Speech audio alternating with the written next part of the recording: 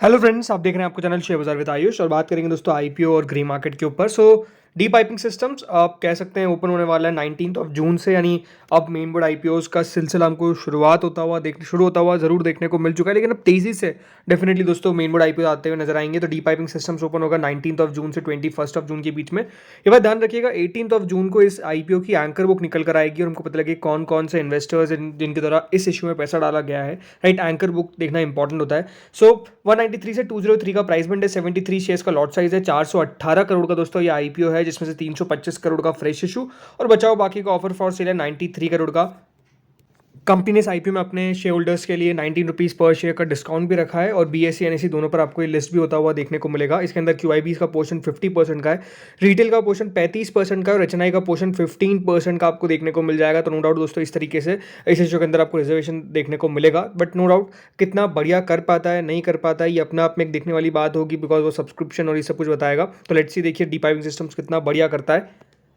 इसके बाद दोस्तों जो इशू आता है वो है आसान लोन्स। आसान लोन्स एक और नया मेन बोर्ड आईपीओ जो अगेन 19 जून से ये भी ओपन होगा, 21 जून तक ओपन रहेगा। इसकी भी एंकर बुक दोस्तों नो डाउट 18 जून को निकल कर आएगी। 10 रुपये की फेस वैल्यू है, 114 रुपये से 120 रुपये का प्राइस बैंड है, 125 शेयर्स का लॉट साइज है, कुल मिलाकर 132 करोड़ का ये आईपीओ है, जिसमें से फ्रेश इशू है पूरा का पूरा, यानी कोई भी पैसा ऑफर फॉर सेल में नहीं जाने वाला है, यानी सारा का सारा पैसा कंपनी खुद यूटिलाइज करेगी। राइट, आप हाल फिलहाल में अगर आप देखेंगे तो ज़्यादातर ओएफएस निकल कर आ रहे हैं। ओएफएस का मतलब होता क्या है कि मतलब जो कंपनी के इन्वेस्टर्स या फिर कंपनी के प्रमोटर आप कह सकते हैं एक तरीके से, वो अपना स्टेक सेल करते हुए नजर आएंगे, यानी उनका हिस्सा वो बेच रहे हैं। इसका मतलब क्या है कि उनका हिस्सा अगर वो बेचे तो पैसा कंपनी के पास जाएगा नहीं, कंपनी के पास नहीं जाके उनके खुद के पास पैसा जाएगा, तो वो पैसा यूटिलाइज कंपनी नहीं कर सकती है। बट यहाँ पर अगर आप देखेंगे तो कंपनी अपना हिस्सा बेच रही है। राइट, कंपनी अपने शेयर्स बेच रही है ताकि उससे उस पैसों से कुछ उसका यूटिलाइजेशन कर सके, जैसे कि 132 करोड़ रुपीज़ इनको खुद को मिलेंगे। बीएससी एनएससी दोनों पर लिस्टिंग होगी। 50% रिजर्वेशन यहाँ पर क्यूआईबीज के लिए, 35% रिटेलर्स के लिए और 15% एचएनआई कैटेगरी के लिए। कंपनी पैसा का यूटिलाइजेशन कहाँ करेगी अगर आपको बताऊँ तो जो कंपनी ने बताया ऑब्जेक्ट इस इशू का वो यही है कि कंपनी जो नेट प्रोसीड्स है वो करेगी towards augmenting the capital base of the company to fulfil its future capital requirement which are anticipated to arise as a result of the expansion of the business and assets. Further, a portion of the proceeds from the issue will be used towards meeting issue related expenses. यानी जो ये issue लेकर आ रही है उसका भी expense होता है, तो वो कंपनी इसे यूटिलाइज करेगी डेफिनेटली, क्योंकि ये जो पूरा कैपिटल बेस है, बिकॉज ये बात ध्यान रखिएगा जो फाइनेंसिंग कंपनी इनकी कैपिटल बेस में चेंजेस आ रहे हैं तो उससे उसके लिए भी कंपनी यूज़ करेगी, तो वहाँ पर भी इस पैसों का यूज़ होता हुआ देखने को मिलेगा। अब लेट्स सी देखिए कितना बढ़िया ये कर पाता है इशू, क्योंकि नो डाउट देखिए इशू का साइज़ भी काफ़ी छोटा है और बाकी मतलब कंपनी के फाइनेंशियल जो मुझे उतने ज़्यादा एक्साइटिंग नहीं लगे यहाँ पर, इसलिए मुझे लगता है कि देखने वाली बात होगी। बिकॉज ये बात ध्यान रखिए कंपनी के रेवेन्यूज़ के अंदर आपको उस तरीके का अभी तक इंक्रीज ही देखने को नहीं मिल पाया। मतलब जो प्री कोविड था वहाँ पे कंपनी 86 करोड़ का रेवेन्यू अगर जनरेट कर रही थी, तो 2023 तक आते आते दोस्तों कंपनी का जो रेवेन्यू है मात्र 70 करोड़ तक पहुंचा है और अभी तक दोस्तों कंपनी ने जो 3 क्वार्टर्स में अपना रेवेन्यू पोस्ट किया है वो 53 करोड़ के आसपास है। राइट, तो ये दिखाता ये है कि दोस्तों कंपनी उतना ज़्यादा बढ़िया नहीं कर पाई अभी तक, ये अपना आप में एक इंपॉर्टेंट चीज़ दिखती है। तो लेट्स सी देखिए कंपनी कितना बढ़िया कर पाता है, ये इशू हमको आने वाले दिनों में पता चल जाएगा। लेट्स सी क्या होता है। इसके बाद दोस्तों आता है स्टैनले लाइफस्टाइल्स, जो भी ओपन होने वाला है 21 जून से 25 जून तक। बाकी 2 रुपये की इसकी भी फेस वैल्यू है, 351 से 369 का प्राइस बैंड है, 40 शेयर्स का लॉट साइज है, 537 करोड़ का दोस्तों ये आईपीओ है, जिसमें से आप देख सकते हैं 200 करोड़ का है फ्रेश इशू और 337 करोड़ का है ऑफर फॉर सेल। यानी जो बड़ा पोर्शन है वो किसका है, ऑफर फॉर सेल का। अब ये बात ध्यान रखिएगा, ऑफिस का मतलब बताया मैंने आपको कि ये जो पैसा ये यूजेज कौन करेगी, कंपनी के प्रमोटर्स के पास पैसा आएगा। ये जो 200 करोड़ है ये सिर्फ कंपनी के जाने वाले हैं। बीएससी एनएससी दोनों पर आपको इसकी लिस्टिंग देखने को मिलेगी। इसके अंदर 50% रिजर्वेशन है क्यूआईबी के लिए, 35% रिजर्वेशन है रिटेलर्स के लिए और 15% रिजर्वेशन रखा गया है फॉर द एचएनआई कैटेगरी।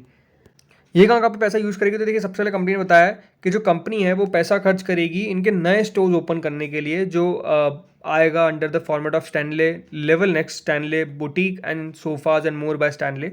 तो यहाँ पर कंपनी पैसा खर्च करेगी। एक्सपेंडिचर होगा फॉर ओपनिंग एंकर स्टोर्स। तीसरा एक्सपेंडिचर होगा कंपनी का for the renovation of existing stores under the formats of Stanley level next, जो अभी हमने बात करी, जो एग्जिस्टिंग स्टोर्स है उसके और रिनोवेशन में कंपनी पैसा खर्च करेगी। चौथा, कंपनी को कैपिटल एक्सपेंडिचर रिक्वायरमेंट्स के लिए पैसा चाहिए, नई मशीनरी इक्विपमेंट्स कंपनी को बाय करने, कंपनी एंड मटेरियल सब्सिडरी यहाँ पर कंपनी को चाहिए, तो इन सब के लिए खर्चा करेगी। बाकी general corporate purposes, issue expense सब कुछ आ जाता है। तो ये भी देखिए इंटरेस्टिंग आईपीओ रहेगा। वैसे तो अगर बात करता हूँ कंपनी के की मैट्रिक्स की, तो मुझे कोई उतने खास मैट्रिक्स नहीं लगी। बात ध्यान रखिएगा, रिटर्न ऑन इक्विटी अगर किसी कंपनी का 8% दिख रहा है तो वो मतलब वो दिखाता है कि डेफिनेटली कंपनी उतनी एक्साइटिंग नज़र नहीं आती, बिकॉज कंपनी का रिटर्न ऑन इक्विटी अगर दोस्तों 10% से ऊपर है, 15% से मेजरली अगर ऊपर है तो अच्छा मान जाता है, बहुत अच्छा मान जाता है। बाकी रेवेन्यू की अगर बात करते हो, देखिए ग्रोथ तो हमको देखने को मिली, उसको तो मैं डिनाई नहीं कर सकता। कंपनी का रेवेन्यू अगर आप देखेंगे 2022 से 2023 के बीच में, तो ऑलमोस्ट दोस्तों कंपनी के रेवेन्यू में 40 to 43% की इंक्रीज हुई। वही कंपनी का मुनाफा भी ऑलमोस्ट 50% तक हमको इंक्रीज होता हुआ देखने को मिला। अभी तक कंपनी ने 18 करोड़ का अगर प्रॉफिट कर लिया है, यानी अगर इस हिसाब से चलते तो डेफिनेटली कंपनी प्रीवियस ईयर के प्रॉफिट को बीट कर पाएगी नहीं कर पाएगी, अपने आप में क्वेश्चन है। बिकॉज ये बात ध्यान रखिएगा, ज़्यादातर देखा जाए तो वैसे जो फेस्टिव सीजन रहता है उधर ज़्यादा कंपनी की सेल्स होती है। सो उस हिसाब से अगर देखा तो हो सकता है कि कंपनी प्रीवियस ईयर के प्रॉफिट को बीट ना कर पाए। बट ठीक है, 322 करोड़ का रेवेन्यू अभी तक कंपनी ने जनरेट कर लिया। लेट्स सी देखिए कंपनी कितना टोटल मिलाकर अपने नंबर्स पेश कर पाती है। बाकी ये बात सही है कि इनके ऊपर बोरिंग बहुत ज़्यादा आपको देखने को नहीं मिलेगी। तो एक जो मैट्रिक है, जो अगर हम बात करते हैं डेट टू इक्विटी, वो डेफिनेटली कंपनी का आपको पॉजिटिव दिख जाता है, वो इतना कुछ खास दिक्कत वाली बात नहीं दिखाता है। तो लेट्स सी कितना बढ़िया कर पाता है ये भी इशू। अब बात करते हैं जीएमपी पे। तो देखिए स्टैनले की ग्रे मार्केट चल रही है ऑलमोस्ट 30% के आसपास। इसके बाद आता है दोस्तों नया आईपीओ जो ओपन होने वाला है एसएमई सेगमेंट का, वो है मेडिकेमन ऑर्गेनिक्स। एक एनएसए एसएमई इशू है जो ओपन होगा 21 से 25 जून के बीच में।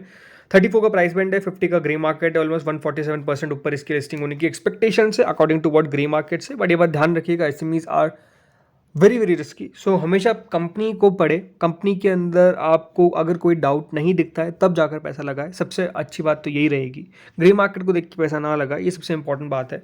नेक्स्ट दोस्तों जो इशू आता है वो है विनी इमिग्रेशन। एक एनएसए एसएमई इशू है जो ओपन होने वाला है 20 जून से 24 जून के बीच में। 140 का प्राइस बैंड है और 40 रुपये का इसका प्रीमियम है। बाकी 28-29% का प्रीमियम हमको देखने को मिल रहा है। लेट्स सी कितना बढ़िया कर पाता है। नेक्स्ट इशू आता है दोस्तों एन न्यूट्री का, एक बीएससी एसएमई इशू जो ओपन होगा 20 जून से 24 जून के बीच में। 54 रुपीज़ का प्राइस बैंड है और 25 रुपीज़ का प्रीमियम है, यानी ऑलमोस्ट 47% का प्रीमियम को देखने को मिल जाता है। 35 करोड़ का इशू का साइज़ है, तो इशू का साइज़ भी ठीक ठाक है अगर एसएमई के हिसाब से देखें। आसान लोन्स ग्रे मार्केट ऑलमोस्ट 27.50% पे अभी करंटली हमको चलती हुई देखने को मिल रही है। फेल्कॉन टेक्नो प्रोजेक्ट्स, एक एनएसए एसएमई इशू जो ओपन होगा 19 जून से 21 जून के बीच में। 92 रुपीज़ का प्राइस बैंड है, बट कोई भी ग्रे मार्केट नहीं देखने को मिल रही है। नेक्स्ट इशू आता है दोस्तों यहाँ पर डललेक्स टॉप सर्फेस, एक एनएसए एसएमई इशू जो 68 रुपीज़ का प्राइस बैंड है, इसका ऑलमोस्ट 25% का प्रीमियम है। 40 करोड़ का इशू का साइज है और ये भी इशू दोस्तों ओपन होगा 19 जून से 21 जून के बीच में।